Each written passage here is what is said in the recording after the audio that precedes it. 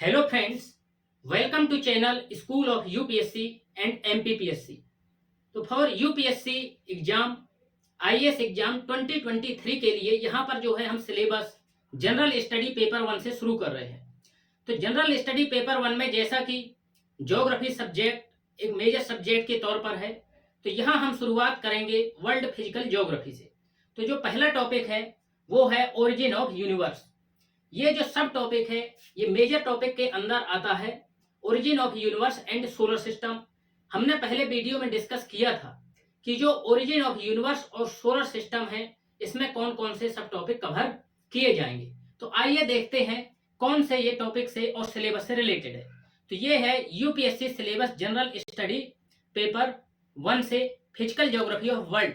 तो सबसे पहले जानेंगे कि यूनिवर्स क्या है। तो जैसा कि हम जानते हैं कि all space and time with in our imagination and beyond our imagination that is called universe.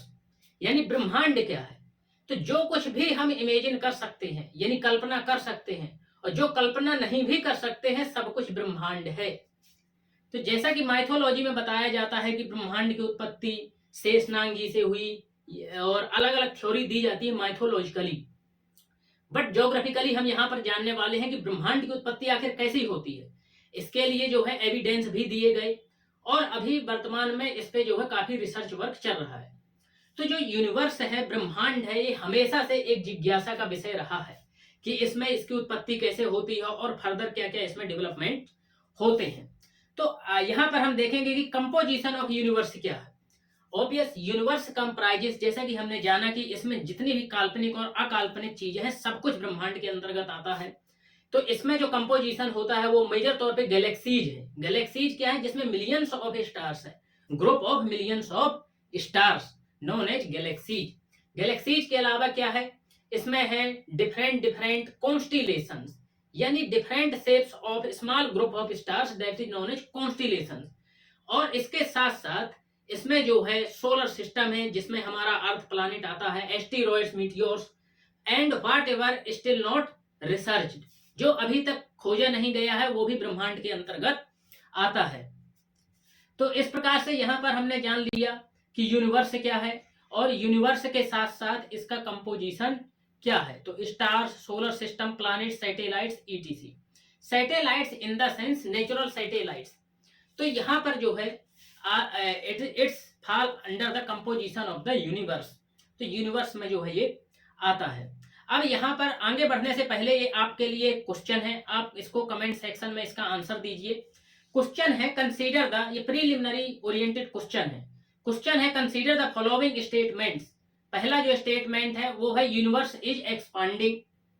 Second statement है universe originated somewhere 13.7 billion years एगो।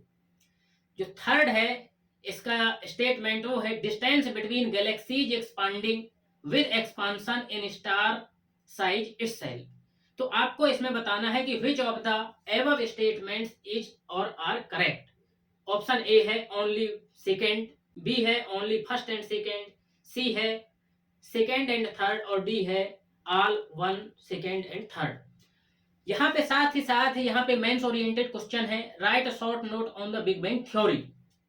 तो ऑब्वियस इस प्रकार से मेंस में जो है स्टैटिक पोर्शन से, ज्योग्राफी में मोस्टली स्टैटिक क्वेश्चन ही पूछे जाते हैं, तो इसमें जो है स्टैटिक पोर्शन से क्वेश्चन आने के यानी कि शॉर्ट नोट आने के पूरी संभावना है बिग बैंग थ्योरी पे। तो आइए आगे बढ़ते हैं और जानते हैं कि जो ब्रह्मांड की उत्पत्ति है वो किस प्रकार हुई है। तो ओरिजिन ऑफ द यूनिवर्स, तो इसमें इसके लिए सबसे पहले एडविन हबल ने 1920 में जो है साक्ष्य प्रस्तुत किए। एडविन हबल के द्वारा जो है वो एक प्रसिद्ध यानी एस्ट्रोनॉमर थे, फेमस एस्ट्रोनॉमर, उनके द्वारा ये साक्ष्य प्रस्तुत किए गए कि यूनिवर्स इज एक्सपांडिंग। यूनिवर्स जो है एक्सपांड हो रहा है, इसके लिए साक्ष्य प्रस्तुत किए गए। इसको कहते हैं यूनिवर्स एक्सपांडिंग हाइपोथेसिस। इसी थ्योरी को नाम दिया गया बाद में बिग बैंग थ्योरी। तो बिग बैंग थ्योरी जो है इसमें यह बताया गया कि किस प्रकार से जो है यूनिवर्स जो है एक्सपांड हो रहा है। तो इसमें जो है डिफरेंट स्टेजेस थी। तो यहां से जैसा कि हम डिक्टेट कर सकते हैं कि ओरिजिन ऑफ द यूनिवर्स। तो origin of the universe, universe is expanding evidence in this regard was provided by Edwin Hubble in 1920 called as expanding universe hypothesis, also known as Big Bang theory. तो जो है इसको big bang theory के नाम से जाना जाता है। अब यहाँ पर ये जो साक्ष्य प्रस्तुत किए गए, इसमें जो है एक बैलून का सहारा लिया गया, यानी इसमें एक बैलून का जो है एग्जाम्पल दिया गया बिग बैंग थ्योरी में कि किस प्रकार से जो है ब्रह्मांड जो है एक्सपांड हो रहा है। तो आइए देखते हैं यहाँ पर एविडेंस के तौर पे जो बैलून से यहाँ पे एक्सपेरिमेंट करते हैं। तो जैसा कि हम इसको यदि इसमें हवा भरेंगे,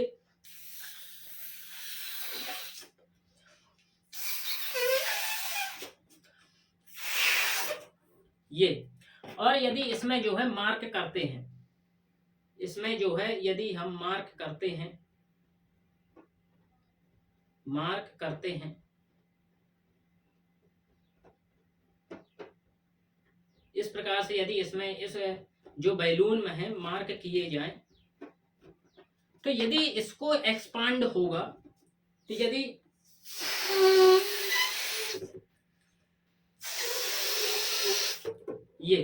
यदि इसको एक्सपांड करेंगे तो जो फॉर एग्जाम्पल दी जाता है स्टार्स, अब स्टार्स किसके अंदर होंगे, जो स्टार्स होंगे वो गैलेक्सीज का पार्ट है, तो distance between the different galaxies is expanding, साथ ही साथ जो स्टार्स के बीच की जो दूरी है वो भी बढ़ रही है। परंतु यदि हम गुब्बारे में देखेंगे तो यदि हम इसको यदि और इसमें हवा भरेंगे तो जो ये स्टार्स है इसका भी जो है एक्सपांसन हो रहा है, तो इनके साइज में एक्सपांसन हो रहा है। यदि हवा को इसमें छोड़ते हैं तो इसके साइज में, जो स्टार्स के साइज में है, इसमें आप देखेंगे कि धीरे धीरे इसमें जो है इसके साइज में गिरावट आती जा रही है। तो ये बैलून का एग्जाम्पल जो है लिया गया, बट ये पार्शियली करेक्ट था, मतलब आधे तौर पे ये सही था पर पूर्ण रूप से सही नहीं था, क्योंकि बिग बैंग हाइपोथेसिस या यूनिवर्स एक्सपांडिंग थ्योरी ये कहती है कि बिटवीन द गैलेक्सी यानी स्टार्स के बीच जो है डिस्टेंस बढ़ रही है, परंतु जो साइज ऑफ द स्टार्स है वो नहीं बढ़ रहा है, ये जो है। तो इसलिए जो बैलून का एग्जाम्पल लिया गया बिग बैंग थ्योरी में वो क्या था, पार्शियली करेक्ट था। तो इस प्रकार से यहाँ पर हमने देखा कि किस प्रकार से बैलून का जो है एग्जाम्पल लिया गया। अब आइए समझते हैं कि what are the different stages in origin of the big bang theory. Big bang theory यानी ओरिजिन ऑफ द यूनिवर्स, जो ब्रह्मांड की उत्पत्ति के लिए बिग बैंग थ्योरी दी गई, तो उसमें कौन कौन से जोन है, कौन कौन सी स्टेजेस है। तो ये मेनली 3 स्टेजेस में इसका डेवलपमेंट हुआ।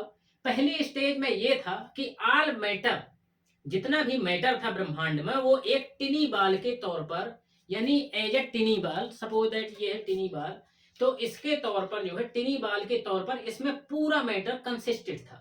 अब इसमें जितने भी एटम होंगे यानी डिफरेंट एटम्स इस जो टिनी बाल में, उसका वॉल्यूम क्या था, very small, but gravitational forces infinite, जो उसका गुरुत्वाकर्षण बल था वो बहुत ज्यादा था, साथ ही साथ उसका जो टेम्परेचर था वो भी काफी इनफाइनाइट था, और डेंसिटी जो थी वो भी काफी बहुत ज्यादा हाई थी। तो इस प्रकार से जो ये पूरा ब्रह्मांड था वो एक टिनी बाल के रूप में जो है कंसिस्टेड था, in the sense as a tiny ball. उसके बाद क्या हुआ कि टिनी बाल के रूप में जो ये टिनी बाल जो है वायलेंटली एक्सप्लोडेड। अब ये कब एक्सप्लोडेड हुई, 13.7 बिलियन ईयर्स एगो जो ये बाल एक्सप्लोडेड हुई। अब एक्सप्लोडेड होने के लगभग 300,000 ईयर्स लेटर जो है जो टेम्परेचर है वो ड्रॉप हुआ 4500 केल्विन, और big bang gave rise to atomic matter, universe become transparent. अब यहाँ पर जो है धीरे धीरे एटॉमिक मैटर का जो है फॉर्मेशन होना शुरू हुआ। तो जैसा कि हम यहाँ से स्लाइड से रीड कर सकते हैं कि in the form of tiny ball all matter existed in one single atom with very small volume, infinite density, infinite temperature. तो in the form of tiny ball के तौर पर जो है ये ऑल मैटर कंसिस्टेड था, पर जो एटम था, जो ये टिनी बाल के एटम्स थे पर्टिकुलर, वो किसका था, वेरी स्मॉल वॉल्यूम, उसका वॉल्यूम बहुत ही छोटा था, वॉल्यूम यानी 3D, उसमें जो कैपेसिटी है, इनफाइनाइट डेंसिटी, उसकी जो डेंसिटी थी क्या थी, वो बहुत ही हाई थी, साथ ही साथ इनफाइनाइट टेम्परेचर। तो टेम्परेचर भी क्या था, बहुत ज्यादा था। अब सेकेंड स्टेज में क्या हुआ, at big bang tiny ball exploded violently. This event took place 13.7 billion years before the present. अब ये इस टिनी बॉल में जो है वायलेंटली एक्सप्लोडेड हो गया। साथ ही साथ temperature drop to 4500 kelvin within 300,000 years from big bang and gave rise to atomic matter, universe became transparent. तो इस प्रकार से यहाँ पर जो है जो टेम्परेचर ड्रॉप हुआ 4500 केल्विन, तो उसके बाद जो है एटॉमिक मैटर का यानी फॉर्मेशन होना शुरू हुआ। तो यह तो थी कि यूनिवर्स की मतलब बिगनिंग कैसे हुई, यूनिवर्स की उत्पत्ति की बिगनिंग कैसे हुई। अब नेक्स्ट यहाँ पर हम देखने वाले हैं नेक्स्ट स्लाइड में कि साथ ही साथ अभी हमने समझ लिया कि ओरिजिन ऑफ द यूनिवर्स। अब with in the universe star formation कैसे हुआ। अब स्टार फॉर्मेशन के लिए सबसे पहले क्या है कि जो इन द अर्ली यूनिवर्स, जो पहले ब्रह्मांड था, जो एटॉमिक फॉर्मेशन शुरू हुआ, एटॉमिक मैटर का जो फॉर्मेशन शुरू हुआ, उसमें जो मैटर था, मैटर जो है, मैटर और energy in the form of atomic matter, वो इवनली डिस्ट्रीब्यूटेड नहीं था, अनइवन डिस्ट्रीब्यूशन था, इधर उधर जो है फैला हुआ था। पर उनमें क्या था, डेंसिटी यानी उनके घनत्व में अंतर था, उसकी वजह से उनके जो ग्रेविटेशनल फोर्सेस में अंतर था, तो उससे क्या हुआ, ग्रेविटेशनल पुल के कारण एक्यूमुलेशन होना शुरू हो गया। तो इस एक्यूमुलेशन के द्वारा जो मैटर एक साथ आया, उससे क्या है कि it lead to the formation of the galaxy. ये एक स्टेज थी जिसके कारण गैलेक्सीज का जो है फॉर्मेशन शुरू हुआ। A galaxy starts to form by accumulation of hydrogen gas.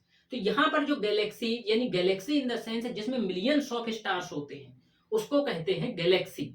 जैसे कि सोलर सिस्टम की कौन सी गैलेक्सी है, मिल्की वे। तो यहाँ पे जो गैलेक्सी है, तो इसमें बहुत सारे स्टार्स का जो फॉर्मेशन हुआ, तो इसमें एक क्लाउड बनना शुरू हुआ।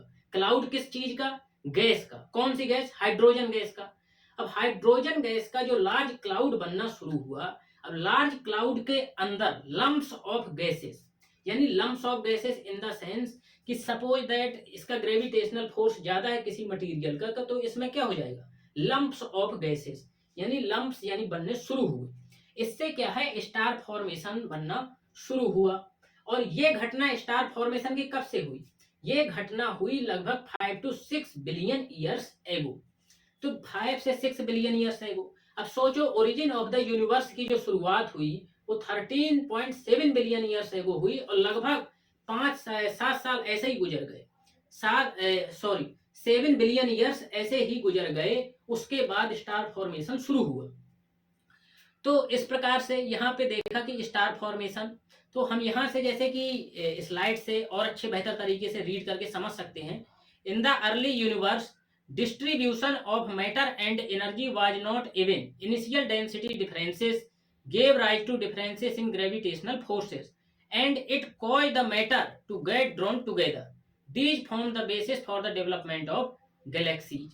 तो इस प्रकार से जो ग्रेविटेशनल फोर्सेस की वजह से थे, जो एटम्स में, एटॉमिक मैटर में जो ग्रेविटेशनल का अलग अलग फोर्स था डेंसिटी डिफरेंसेस के कारण, तो उससे जो है मैटर एक साथ आना शुरू हुआ। जब मैटर एक साथ आना शुरू हुआ तो उससे क्लाउड का फॉर्मेशन हुआ, यानी बादलों का। कौन सी गैस का, हाइड्रोजन गैस। अब हाइड्रोजन गैस के अंदर जैसे डेंसिटी के कारण यानी कोर का फॉर्मेशन शुरू हुआ और लम्प्स ऑफ द गैसेस शुरू हुए, जिससे कि स्टार का फॉर्मेशन शुरू हुआ। A galaxy starts to form by accumulation of hydrogen gas in the form of very large cloud called nebula. अब इस लार्ज क्लाउड को क्या कहा गया, इसको नाम दिया गया nebula. Growing nebula developed localised lumps. Growing nebula developed localized lumps of gas giving rise to formation of stars some 5 to 6 billion years ago. अब फॉर एग्जाम्पल के तौर पे बहुत बड़ा बादल है, क्लाउड है, तो उसके जो लोकलाइज्ड यानी पर्टिकुलर डिफरेंट से जो फील्ड है उसमें जो है लम्प्स ऑफ द गैसेस होना शुरू हुए। तो इस प्रकार से हमने यहाँ पर स्टार फॉर्मेशन को समझा। अब आइए देखते हैं कि फॉर्मेशन ऑफ द प्लैनेट्स कैसे हुआ। अब फॉर्मेशन ऑफ द प्लैनेट्स जो है इसमें समझना है, जो प्लैनेट्स का फॉर्मेशन है इसके लिए हाइपोथेसिस दी गई कि जो स्टार्स था तो gravitational with in the lumps of gas. अब जो लम्प्स ऑफ गैस था यानी स्टार्स, जिससे स्टार का फॉर्मेशन हुआ था, तो ग्रेविटेशनल फोर्सेस के कारण जो लम्प्स ऑफ गैस था उसमें कोर का फॉर्मेशन होना शुरू हुआ और इस कोर के फॉर्मेशन ने जो है डेवलपमेंट दिया स्टार्स को। अब इसके चारों तरफ जो मटेरियल था, जो घूम रहा था मटेरियल, उससे क्या हुआ, उसका अलग अलग छोटे छोटे मटेरियल्स में विभाजित हुआ। अब ये विभाजन जो हुआ, ये हुआ स्मॉल सेलेसियल बॉडी, जिसको प्लैनेटेसिमल्स कहा जाता है। अब जो स्मॉलर बॉडीज थी वो ग्रेविटेशनल फोर्सेस डिफरेंस के कारण उनका एक्यूमुलेशन हुआ, this lead to formation of the planets. अब ये रोटेटिंग डिस्क, जैसे कि कोर का डेवलपमेंट हुआ, उसके चारों तरफ एक रोटेटिंग डिस्क थी जो गैसेस की, उससे जो है प्लैनेट का फॉर्मेशन हुआ। तो यहाँ हम बेहतर तरीके से जैसा कि रीड कर सकते हैं कि gravitational forces within the lumps of gases, यानी कि gravitational forces within the lumps of gases leads to formation of core to the gas cloud and huge rotating disc of gas and dust develops around the gas core.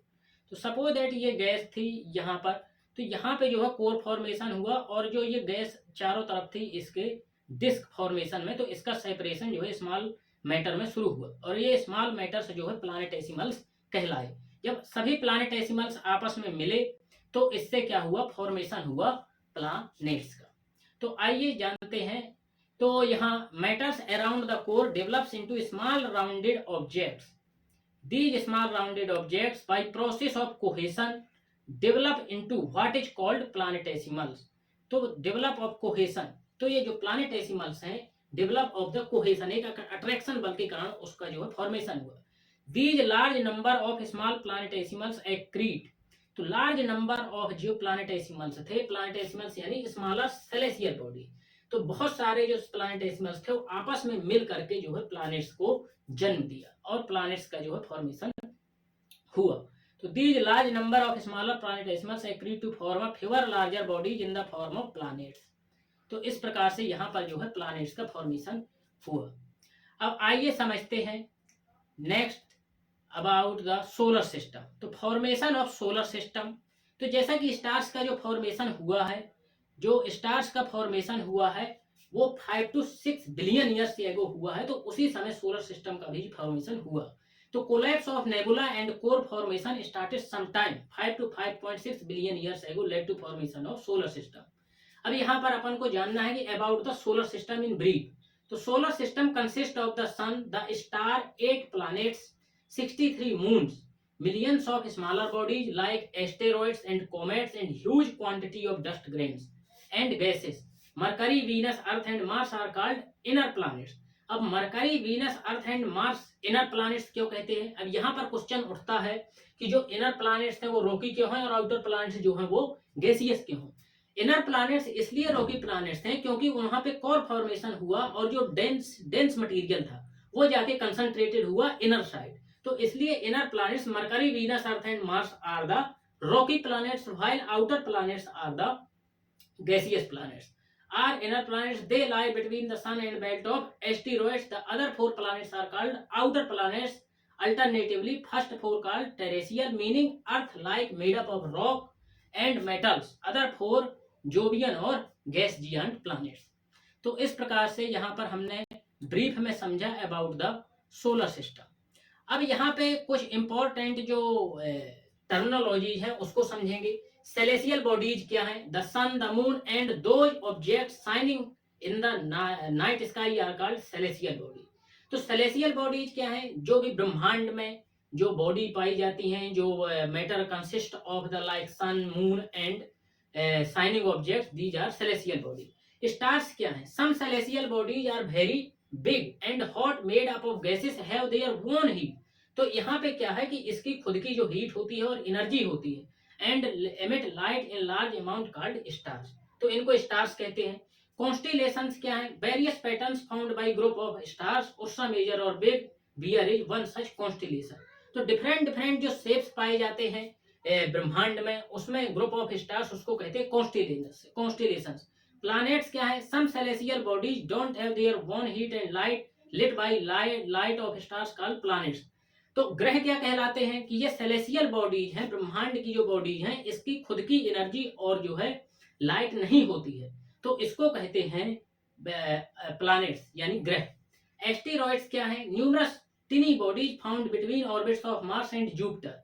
तो जो टिनी celestial bodies हैं जो Jupiter और Mars के बीच पाई जाती हैं उसको asteroids कहते हैं। मीटियोरॉइड्स क्या हैं? Small pieces of rocks which move around the sun are called meteoroids. तो स्मॉल पीसेस ऑफ रॉक्स जो सन के चारों तरफ चक्कर लगाते हैं तो उसको कहते हैं मीटियोरॉइड्स। तो इस प्रकार से हमने जो है यहाँ पर टर्मिनोलॉजी को समझा। अब आइए जो क्वेश्चन हमने देखा यहाँ पे प्रीलिमिनरी ओरिएंटेड था, इसका आंसर देखते हैं। तो यहाँ पे जो क्वेश्चन था वो था कि कंसीडर द फॉलोइंग स्टेटमेंट। तो जैसा कि हमने बिग बैंग थ्योरी से रिलेटेड ये क्वेश्चन है, तो पहला स्टेटमेंट है yes universe is expanding, right, correct option है। सेकेंड ऑप्शन है universe originated somewhere 13.7 billion years एगो, ये भी सही है। थर्ड जो स्टेटमेंट है वो है distance between galaxies is expanding with expansion in star size itself. No, galaxies के बीच में जो है डिस्टेंस एक्सपांड हो रही है और स्टार के बीच में भी डिस्टेंस बढ़ रही है, परंतु बात क्या है कि जो साइज ऑफ द स्टार है वो नहीं बढ़ रहा है। जैसा कि हमने यहाँ पर बैलून के एग्जांपल से समझा था अभी लेक्चर में कि जो साइज ऑफ द स्टार्स जो है नहीं बढ़ रहा है, इसलिए जो बैलून का एग्जांपल है वो पार्शियली करेक्ट था। तो इसका जो फर्स्ट है, जो थर्ड ऑप्शन है वो हो जाएगा इनकरेक्ट। तो यहाँ थर्ड ऑप्शन जो है, जो थर्ड स्टेटमेंट है वो इनकरेक्ट है, तो इसलिए सी एंड डी हो जाएगा incorrect. First and second both are right, so B is the right option. अब यहाँ पे क्वेश्चन है right the short note on the big bang theory. तो आइए इस क्वेश्चन को करते हैं। तो यहाँ पे इस क्वेश्चन को करते हैं। तो बिग बैंग थ्योरी, तो यहाँ पे बिग बैंग थ्योरी, तो सबसे पहले इसको लिखना है इंट्रोडक्शन में इसको लिखना है कि this theory was given by Edwin Hubble in 1920, also known as universe expanding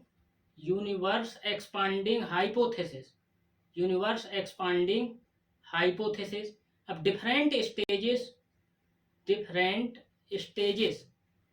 stages इसमें लिखना है। अब डिफरेंट स्टेजेस में जो पहला पॉइंट था ये था कि all matter consisted in tiny ball,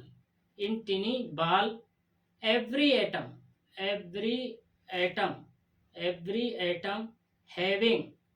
atom having infinite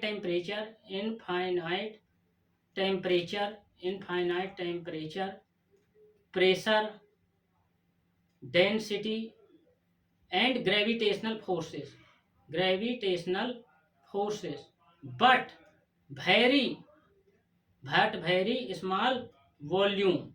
second stage में क्या था कि this tiny ball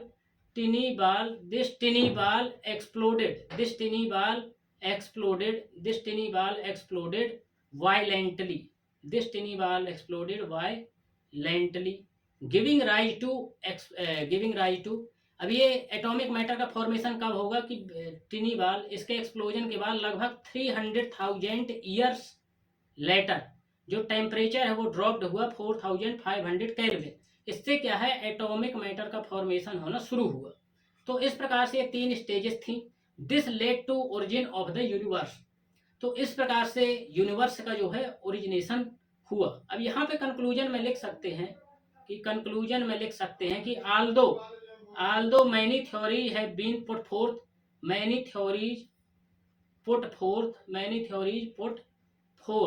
but still research and developments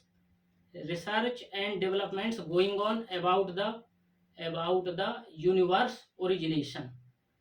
तो इस प्रकार से हमने यहाँ पर जो है प्रीलिम ओरिएंटेड क्वेश्चन साथ ही साथ मेंस ओरिएंटेड क्वेश्चन देखा और हमने ये समझा कि किस प्रकार से जो है यूनिवर्स का उत्पत्ति हुई। साथ ही साथ ब्रीफ में हमने सोलर सिस्टम के बारे में समझा। तो आप चैनल को सब्सक्राइब कीजिए और अपने सुझाव जरूर दीजिए। कमेंट सेक्शन में आप जो प्रीलिमिनरी ओरिएंटेड क्वेश्चन है उसका आंसर दीजिए। साथ ही साथ कमेंट सेक्शन में आप ब्रीफ में जो है मेंस ओरिएंटेड क्वेश्चन का जो है आंसर स्ट्रक्चर भी आप दे सकते हैं। सो आप चैनल को सब्सक्राइब कीजिए और लाइक कीजिए। Thank you so much.